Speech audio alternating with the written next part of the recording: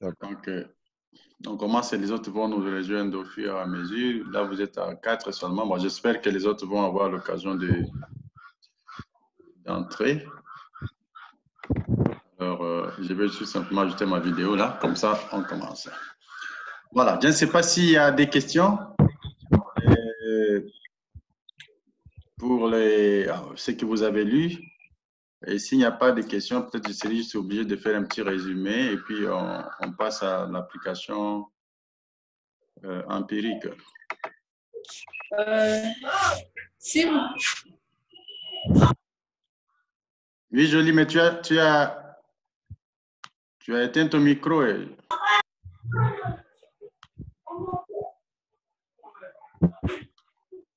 Allô? Moi, je voulais poser la question sur l'ajustement. Oui. Est-ce qu'il est toujours nécessaire d'ajuster les modèles à la matrice de covariance des variables observées? Puisque vous nous avez dit que cet ajustement conduit aux estimateurs des maximums de vraisemblance des paramètres. Et puis, je voulais aussi que vous puissiez m'éclaircir sur l'évaluation d'ajustement. Je n'ai pas vraiment bien compris. OK.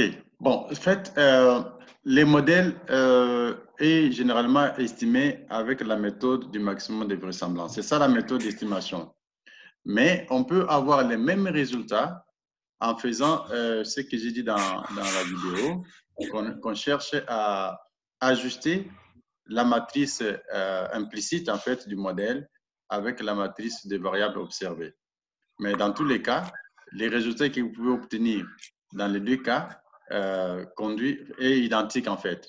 Alors c'est pourquoi on s'est dit, surtout pour des modèles qui ne sont pas très grands, on peut faire cet ajustement-là. Mais si le modèle est vraiment complexe, je crois que la méthode du maximum de vraisemblance est mieux indiquée. Pas parce que ça va donner des meilleurs résultats, mais tout simplement parce que avec l'aide des logiciels, on va s'y prendre facilement. Donc, les estimations qu'on va faire, par exemple, je ne sais pas la méthode de maximum de vraisemblance. Parce que quand vous allez faire, vous allez utiliser R ou n'importe quel autre logiciel, en fait, qui applique l'estimation par le maximum de vraisemblance, bon, ça vous donne carrément les résultats. Donc, c'est juste dans la compréhension des choses. C'est comme quand on vous a dit que pour maximiser la variance des composantes principales, c'est la même chose qui est trouvée les valeurs propres. Tu vois un peu? Alors, maintenant, pour ce qui concerne, tu as dit la deuxième question concernait l'évaluation d'ajustement. Voilà, je n'ai pas vraiment bien saisi. OK. Pas bien compris.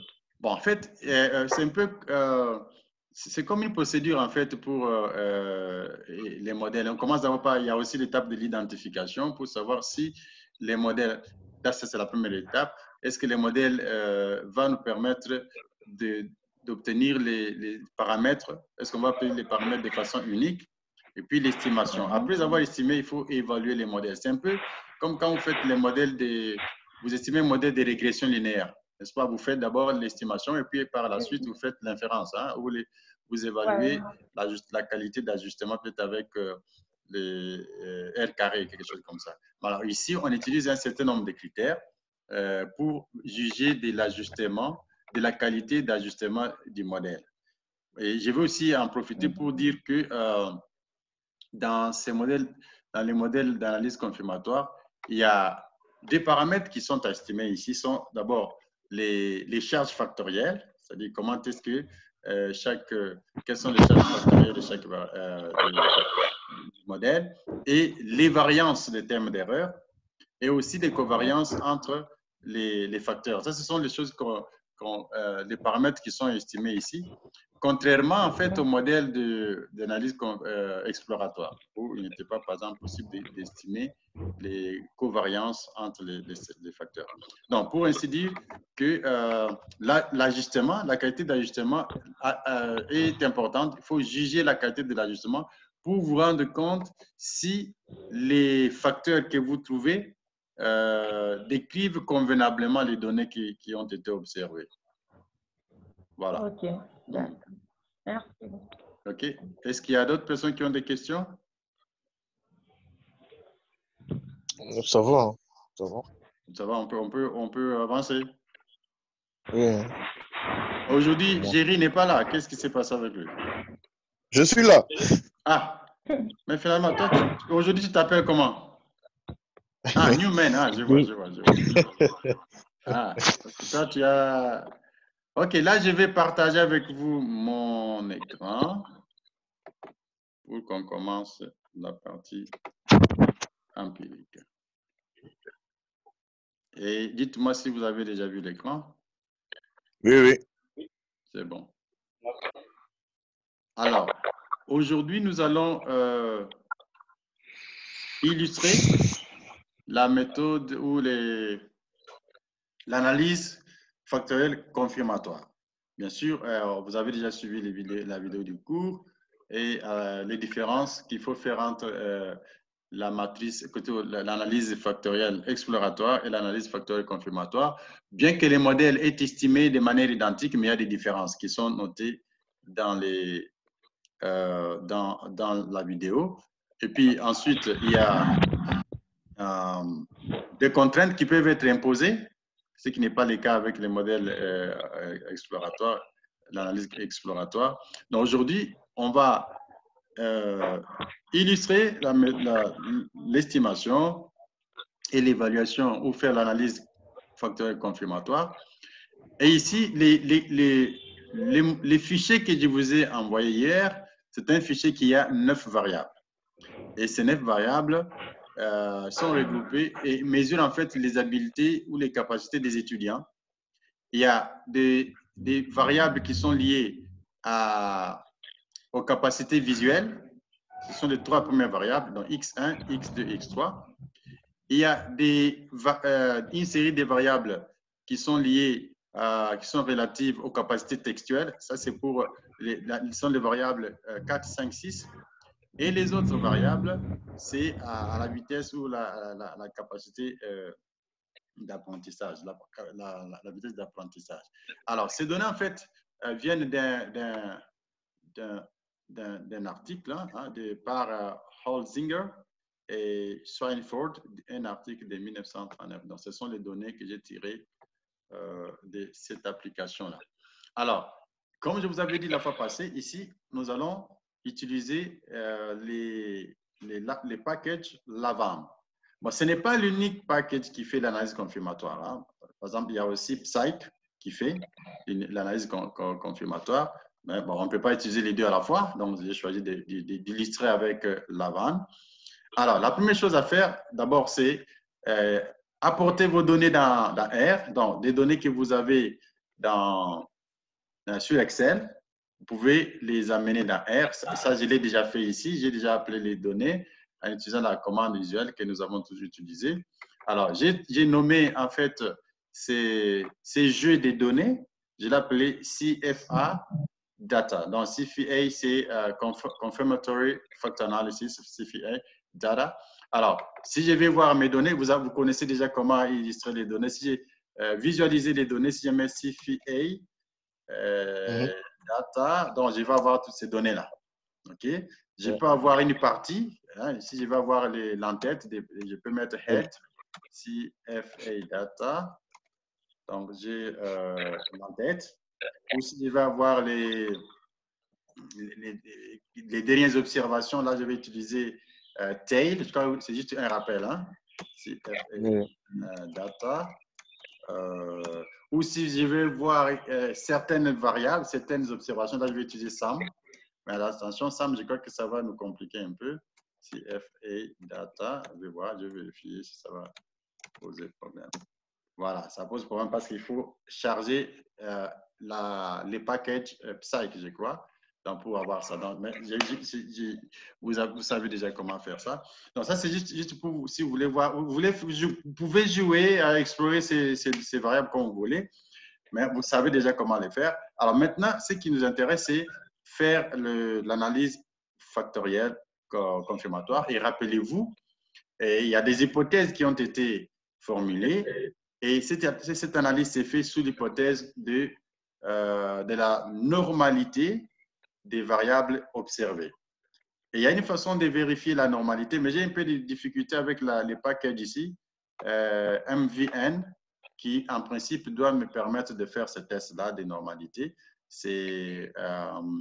Mais quand j'essaie de faire ça, peut-être le téléchargement n'a pas été bien fait. Mais en fait, ce qui est important ici, il faut retenir que toutes les variables sont normalement distribuées. L'histogramme de chaque variable montre la distribution normale, sauf pour la variable x6 qui est un peu, qui semble pas, s'écarter pas largement, légèrement de l'hypothèse de normalité, mais comme c'était un écart là, léger, donc on peut toujours commencer avec l'analyse.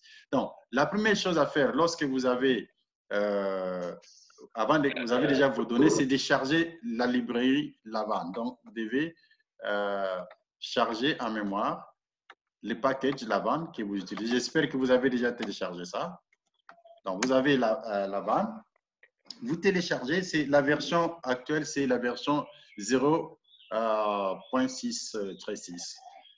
Alors, ce qu'il faut ici, quand vous commencez à faire l'analyse factorielle confirmatoire, il faut d'abord spécifier les modèles. C'est très important. La première étape, c'est spécifier les modèles. Alors, comment on spécifie les modèles? On commence d'abord par donner un nom au modèle, ça c'est important. Donner les noms au modèle et puis spécifier les relations qui sont les relations du modèle. Alors, voici comment cela se fait. Ici, dans l'identification du modèle, je nomme mon modèle modèle.afc, donc AFC, analyse factorielle confirmatoire. Et comme c'est un objet que j'ai créé, je dois assigner les différentes relations, c'est-à-dire les différentes équations du modèle. Je les assigne avec les signes, les symboles d'assignation. C'est inférieur, trait. Signe inférieur et puis trait. Alors, maintenant, toutes mes équations, je les enveloppe ou je les mets entre guillemets. Vous voyez les deux là? Entre guillemets. C'est entre ces guillemets que je dois mettre toutes les relations que je suis en train de spécifier. Alors, parce qu'on a parlé des relations visuelles, si vous voulez bien, on peut écrire en anglais ou en français, c'est pas grave. Écrivons ça en français. Je mets ici visuel. Ce sont des capacités, je vais mettre visuel. Visuel. Et j'ai puis textuel. Et ici, on va parler de vitesse ou quelque chose comme ça. Vitesse, OK. Maintenant, remarquez, quand je dis visuel, textuel, vitesse, ce sont des facteurs latents. C'est-à-dire, ces facteurs ne sont pas observés. Alors, comme ce sont les facteurs qui ne sont pas observés, donc nous allons les mesurer par ce qui est observé. Et pour les dire dans R, on utilise des signes ici. Égal suivi des tildes.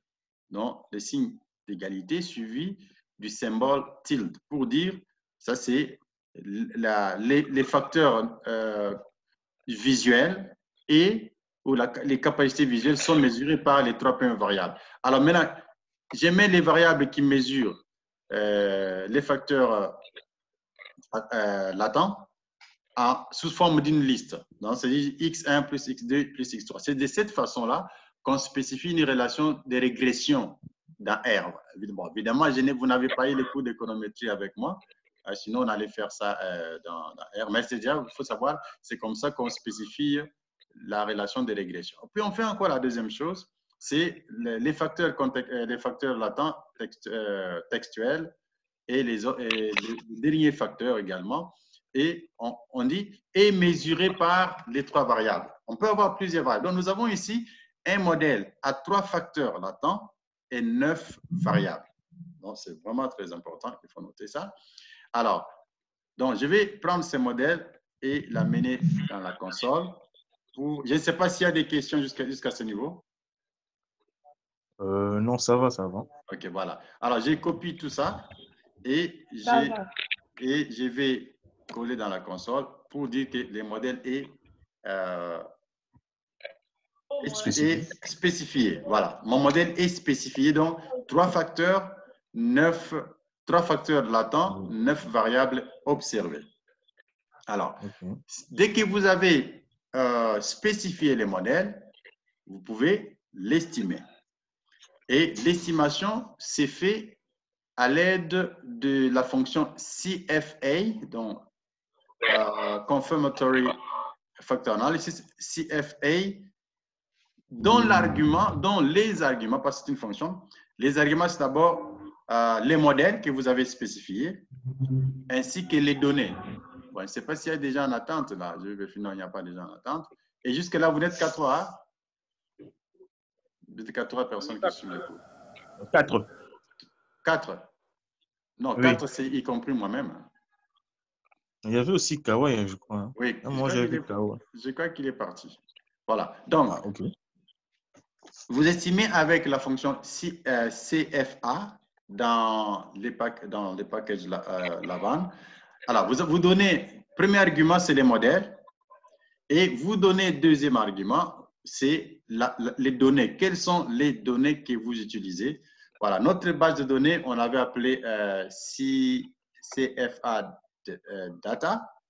Donc, nous avons ici modèle, je nomme en fait l'objet qui doit contenir toutes les estimations, tous les résultats d'analyse confirmatoire, facteur confirmatoire. Je nomme tout cela model fit. Et j'utilise la fonction, donc j'assigne à model fit les résultats ou ce que CFA, la fonction CFA plutôt, va faire pour moi. Donc, il y a d'abord les modèles que je mets dedans et puis les données qui doivent être utilisées. Okay? C'est très simple. Et ici, vous n'avez pas besoin de chercher comme, donc c'est joli à poser la question, à faire la... Donc vous ne vous inquiétez pas de faire correspondre la matrice de covariance implicite et la matrice de covariance observée. Donc, vous appliquez tout simplement la régression. Ici, on va appliquer la méthode du maximum de vraisemblance. Donc, vous écrivez model fit, n'importe quel nom que vous pouvez donner, bien sûr, mais ce qui est important, c'est la commande ici, la fonction ou la commande CFA avec ces arguments qu'il faut. Alors, ça, c'est pour estimer les modèles. Voilà, les modèles est estimé. Excusez-moi, ça c'est mon téléphone qui fait. Alors, le modèle est estimé, bien sûr, parce que nous avions affecté cet objet, tous les résultats du modèle à un objet qu'on a appelé model fit. Il faut chercher, il faut appeler les éléments qui sont dans model fit. Okay? Alors, mais j'ai quoi? Je ne sais pas, je vous l'ai dit, j'ai parlé de la standardisation dans les cours. Je ne sais pas si vous avez parlé de la standardisation. Alors, ces modèles que je viens d'estimer, c'est un modèle sans standardisation. Alors, je peux standardiser les modèles en reprenant la même commande, mais juste en ajoutant ceci. Et ST et LV est égal à true, est vrai. Donc, c'est pour standardiser les modèles. Donc, je peux reprendre l'estimation maintenant avec la standardisation. On va visualiser les données pour les résultats pour les données, l'estimation standardisée. Alors, je prends. Professeur. Oui. Vous avez dit que le variable, c'était déjà normalement genre distribué, non? Oui. Non, alors, ici, ce ne sont pas les variables standardisées, ce sont les résultats standardisés. Les résultats, oui, pas les variables, les résultats qui sont standardisés. Alors ici, en fait, c'est l'estimation des coefficients standardisés. Alors, que ce soit pour les coefficients, les résultats standardisés ou non, vous pouvez afficher ces résultats avec la commande summary. Donc, vous voulez en fait résumer tout ce que vous avez comme tous les résultats de l'analyse factorielle confirmatoire. Et à ce moment-là, la commande qu'il faut, c'est summary. Et la fonction a comme argument, d'abord, les modèles que vous avez estimés. Remarquez, dans les modèles, dans l'estimation, vous avez aussi besoin du modèle défini. Okay? Mais dans les résultats, vous avez besoin de l'objet qui contient les résultats de l'estimation. C'est model fit. Et vous demandez ici, fit measures, c'est pour, en fait, les tests d'ajustement. Toutes les mesures d'ajustement, nous voulons les avoir. Nous mettons true, hein, true, donc vrai. Et puis, résultats standardisés aussi, nous disons true, standardized, true. OK. Alors, nous allons prendre ça, cette commande, et exécuter ça, et on va voir ce que nous allons comme résultat. Alors, je vais. Voilà. Qu'est-ce que j'ai là-bas? J'ai oublié la parenthèse, hein, c'est pourquoi ça fait. Je mets la parenthèse et let's go. Voilà. Voici les résultats de l'estimation. Ça commence par ici. C'est beaucoup des résultats que vous avez. OK? On vous dit la vanne, tout ça. C'est terminé normalement. Ça, c'est important de vous rassurer si la procédure d'estimation se terminait normalement.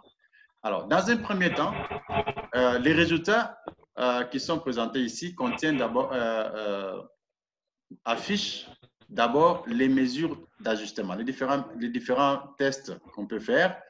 Et puis après, vient les estimations, les valeurs estimées des paramètres, ainsi que disons, les charges factorielles. Je vais revenir à cela bientôt. Les charges factorielles, vous avez les variances, vous avez les covariances et les variances qui sont également estimées. Ça, c'est les résultats que vous avez qui sont donnés. Alors, mais vous pouvez aussi, au lieu d'avoir ces résultats en bloc, vous pouvez les avoir bloc par bloc. Donc, au lieu de les avoir ensemble, vous pouvez les avoir bloc par bloc. Je vais vous montrer comment les faire. Alors, maintenant, d'abord, on s'intéresse aux mesures d'ajustement. Hein, aux mesures d'ajustement. Je ne sais pas si je vais mettre un peu les vidéos, changer la disposition pour que vous puissiez voir les... voyons voir. Si vous pouvez voir ce qui est écrit en bas. Voilà. Donc, nous avons ici, donc, il y a plusieurs résultats qui sont produits, comme je viens de vous le dire tout à l'heure, mais on peut utiliser certaines fonctions, okay, pour extraire une partie des résultats qui ont été produits. Alors, il faut d'abord retenir une chose. Pour ce qui concerne l'analyse, disons, l'évaluation de l'ajustement, il y a des critères dont j'avais parlé dans les notes. Ces critères, c'est par exemple les CFI, le Comparative Fit Index.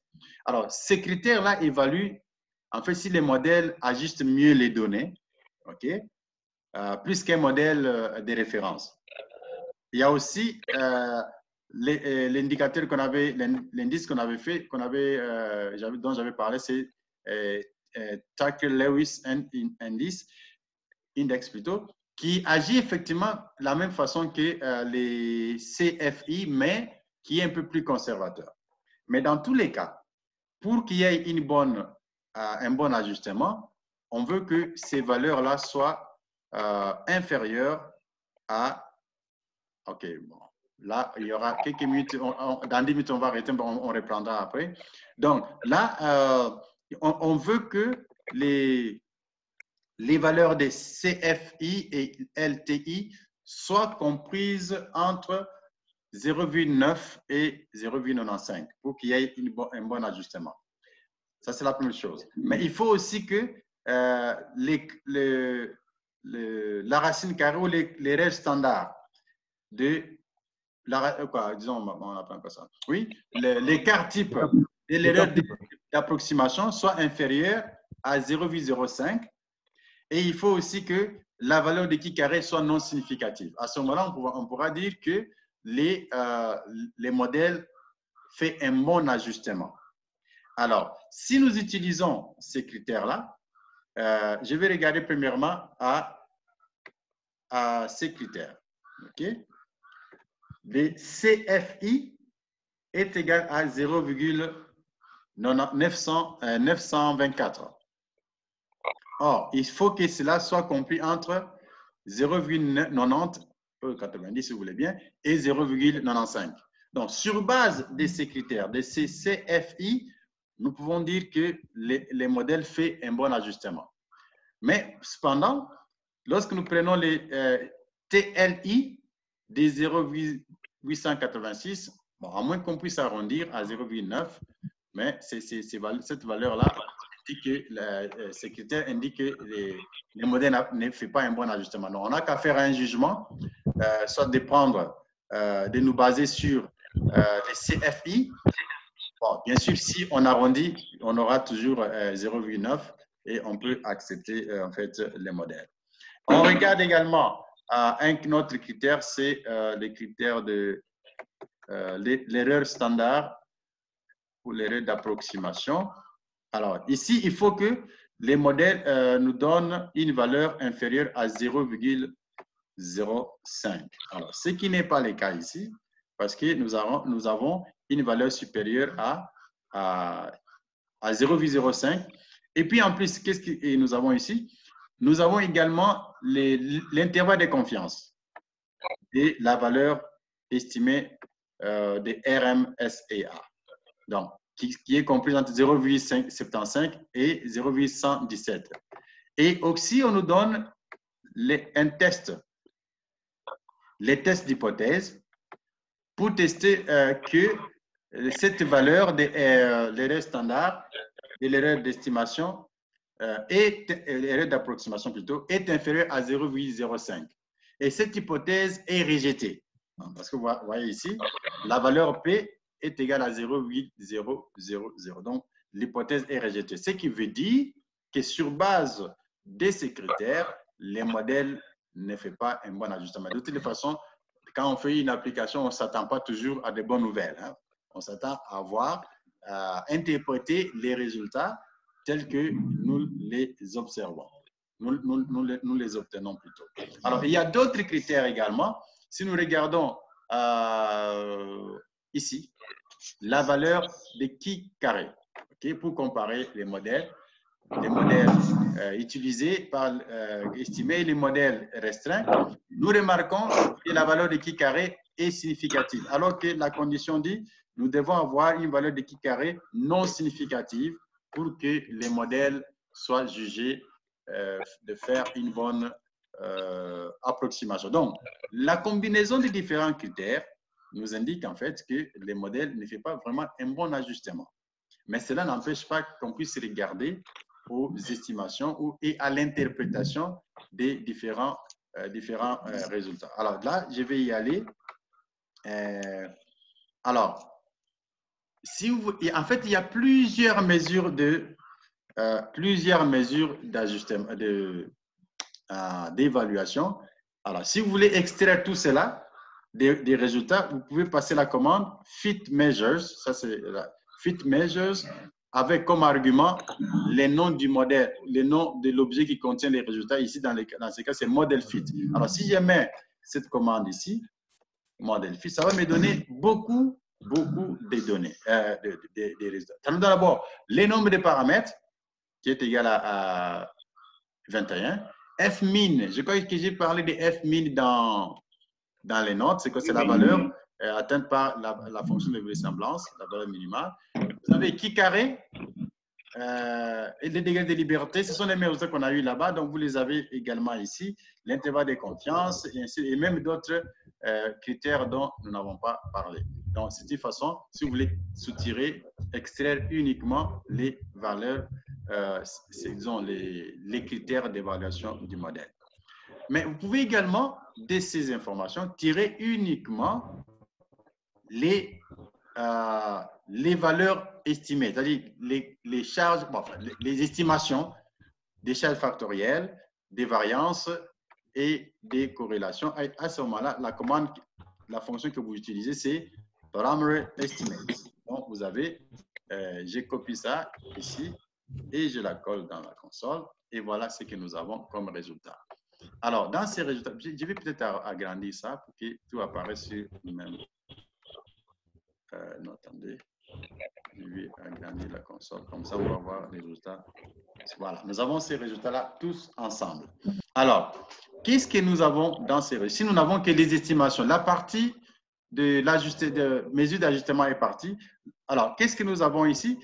Vous avez la première colonne, bien sûr, en dehors de l'énumération de des différents éléments. La première colonne vous donne les variables qui se trouvent à left-hand side, c'est à gauche en fait, et l'opérateur et les variables qui se trouvent à droite, right-hand side. Alors, ces symboles signifient, comme nous l'avons dit, mesuré par. Donc, ça veut dire visuel mesuré par X1, visuel mesuré par X2, visuel mesuré par X3, textuel mesuré par X4, ainsi de suite. Et puis, nous avons ces signes-là. Donc, les signes qui suivent, celui-là, indique en fait les variances ou les covariances. OK? Ça indique les variances ou les covariances. Alors, si ces X relient, plutôt si ces symboles relient une même variable, il s'agira de la variance. Si ça relie différentes variables, il s'agira des covariances. Par exemple, ici, nous avons les covariances jusqu'à ici, jusqu'à Xn. Nous avons plutôt les variances. Et puis, nous avons visuel, c'est les variances, les visuels. Textuel, visuel, c'est la covariance entre les facteurs. Vous voyez ici, nous sommes en mesure d'estimer ou d'obtenir des estimations des covariances entre les facteurs latents, bien sûr. Alors, ensuite, vous avez les estimations. Pour chaque valeur, vous avez l'estimation. Et puis, vous avez l'erreur standard et la valeur Z, donc la statistique du test. Et ensuite, vous avez la valeur P. La valeur P ici est égale à 0. Donc, ça veut dire 0,000. Ce qui veut dire tout simplement que ces estimations-là, ces coefficients estimés sont significatifs, statistiquement significatifs. Il en est de même pour les variances. Par exemple, en fait, ce qui est estimé ici, ce sont les charges factorielles. OK? Les charges factorielles. Donc, vous avez visuel. La charge factorielle pour X1, c'est 5,154 et ainsi de suite. Et vous avez les variances. Par exemple, la variance de X1, c'est 19,197 et cette variance est statistiquement significative. Donc, vous allez vous constater que c'est significatif. Mais ce qui est important ici, c'est quoi? C'est, on a encore moins d'une minute, je vais rapidement finir ça. Donc, nous avons les variances sont égales à 1. Les variances des facteurs. Pourquoi? Parce qu'on a fait une standardisation. La standardisation ici est utilisée pour, rappelez-vous, quand j'avais parlé en fait de l'identification, on devait standardiser la variable. Une façon facile d'identifier les modèles était de contraindre les variances à être égales à 1 pour les facteurs. Donc, c'est ce que nous avons ici. Alors, comme nous avons fait cela, donc, il n'y a pas moyen qu'on puisse calculer les standards parce qu'on a fait, c'est une contrainte qu'on a imposée. Donc, les erreurs standards n'existent pas pour les variances, mais les covariances entre les facteurs sont données, les facteurs